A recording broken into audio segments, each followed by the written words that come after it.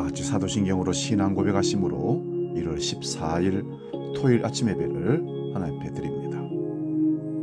나는 전능하신 아버지 하나님, 천지의 창조주를 믿습니다.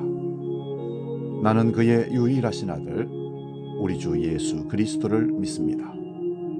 그는 성령으로 잉태되어 동정녀 마리아에게서 나시고 본디오 빌라도에게 고난을 받아 십자가에 못 박혀 죽으시고 장사된 지 사흘 만에 죽은 자 가운데서 다시 살아나셨으며 하늘에 오르시어 전능하신 아버지 하나님 우편에 앉아 계시다가 거기로부터 살아있는 자와 죽은 자를 심판하러 오십니다.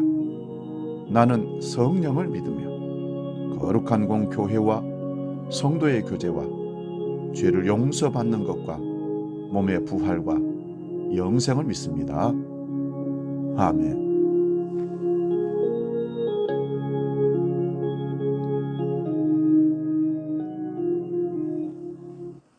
찬송가 546장 주님 약속하신 말씀 위에서 함께 찬송합니다.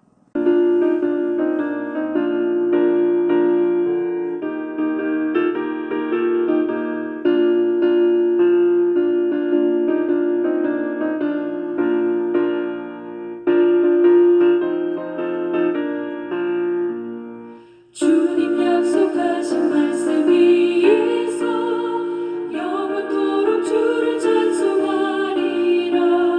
소리 높여 주께 영광 돌리며 약속 믿고 굳게 서리라. 약속 믿고 굳게 서리. 영원하신 말씀 위에 굳게 서리. 말씀 위에 굳게 서리. 그 말씀 위에 굳게 서리라. 주님 약속하신 말씀 위에서 세상 영년에게 엄습할 때에 용감하게 힘써 싸워 이기며 약속 믿고 굳게 서리라. 굳게 서리. 영원하신 말씀 위에 굳게 서리. 말씀 위에 굳게 서리. 그 말씀 위에 굳게 서리라. 오늘 아침 우리에게 주시는 하나님 말씀은 구약성경 창세기 1장 28절 한 절만 보겠습니다. 창세기 1장 28절 이 말씀을 함께 봉독할 때 살아계신 하나님의 음성을 들을 수 있기 바랍니다. 지금 봉독합니다. 하나님이 그들에게 복을 주시며 하나님이 그들에게 이르시되 생육하고 번성하여 땅에 충만하라. 땅을 정복하라. 바다의 물고기와 하늘의 새와 땅에 움직이는 모든 생물을 다스리라 하시니라. 아멘. 오늘 봉독한 말씀으로 잃어버린 하나님의 명령, 이런 제목으로 말씀의 은혜를 나눕니다. 잃어버린 하나님의 명령. 인간이 이 세상에 살면서 갖는 본성적인 욕구는 죽지 않고 오래 사는 것이고 번성하여 복을 누리는 것입니다. 이 욕구를 추구하며 매일의 삶 속에 전쟁하듯 살아갑니다. 그러나 생육하고 번성하는 축복은 인간의 노력에 따라 누리는 것이 아니라 하나님의 권한에 있음을 알아야 합니다. 성경에는 잘 알려진 명령이 있습니다. 우리에게 잘 익숙하게 알려진 명령은 전도명령입니다. 예수께서 세상을 떠나시며 주신 마지막 명령이어서 우리는 이것을 다른 말로 지상명령 혹은 대사명이라고 얘기합니다. 반면에 상대적으로 오늘의 그리스도인들에게는 덜 인식되는 것이 문화명령입니다. 오늘 말씀에는 두 개의 중요한 명령이 들어 있습니다. 이는 전도명령보다 시간적으로 훨씬 앞선 창조 때 하나님께서 인간들에게 주신 명령, 곧 생육하고 번성하라는 명령입니다. 우리는 이것을 문화명령이라고 부릅니다. 기독교 세계관을 연구하는 학자들은 성경적 세계관의 구조를 창조, 타락, 구속, 회복의 명령으로 설명을 합니다. 하나님이 창조하시고 인간이 타락하고 하나님께서 다시 구속하시고 다시 회복하여 원래의 모습대로 나아가는 것을 성경적 세계관의 구조라고 말할 수 있습니다. 오늘 우리의 삶 자리에서 가장 시급한 것은 구속, 곧 구원일지 모릅니다. 그러나 구속의 궁극적인 목적도 결국은 창조 이상을 회복하는 일입니다. 즉 에덴의 회복이라고 말할 수 있습니다. 그런데 우리가 살고 있는 이 땅에는 이 문화 명령을 알지도 못하고 실행하지도 못하고 있는 것입니다. 오늘 한국은 경제협력개발기구 OECD 국가 중에 가장 저출산국으로 분리되고 있습니다. 2022년 우리나라 합계 출산율은 세계 최저 수준인 0.81명으로 집계되었다고 합니다.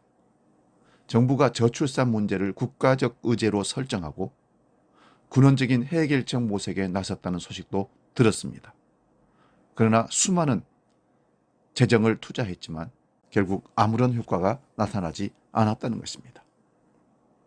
한 국가 책임자는 저출산 문제는 서서히 다가오는 국가적 재앙이며 잘못하면 국가가 쇠락하고 소멸할 지경에 이를 수 있다는 의식을 갖고 대응해야 한다고 말한 것을 들었습니다. 자살률 최고, 출산율 최저, 민족 재앙이 아니라고 할 수가 없을 겁니다. 그렇다고 이것을 국가적 문제로만 치부하는 인식은 잘못된 인식입니다.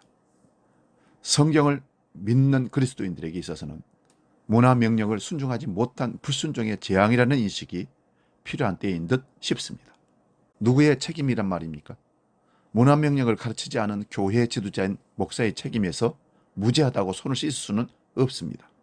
생육하고 번성하라는 명령을 나도 어기고 2명 낳아 다 했다고 선언했기 때문입니다. 어떻게 할 것인가?